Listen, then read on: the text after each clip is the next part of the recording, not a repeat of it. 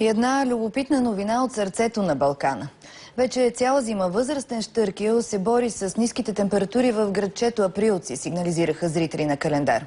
Прелетната птица оцелява благодарение на грижите на местните жители. За съдбата на щъркела Боко разказва репортажа на Николай Василковски и Даниел Антов. Неговият тъжен поглед посреща и изпраща всеки жител и гост на балканското градче Априлци. Семейството на Боко се заселило в центъра на града преди 2 години. Местен жител дори укрепил и обезопасил гнездото върху електрическия стълб. Тази година обаче женската починала, оплетена в кабели за високо напрежение. Другата половинка тук на някъде е била починала. И той 7 дни е стоял там до нея и после се е завърнал от гнездото. И така Боко останал да зимува в суровия Балкан. Според хората, мъката и годините са му попречили да отлети на есен към топлите страни. Защото няма сили да отлети. Иначе ни изоставят щъркелите от ятото. Днес местните хора приемат Боко като почетен жител на град Априлци. Щъркела споделя тяхната трапеза всеки ден.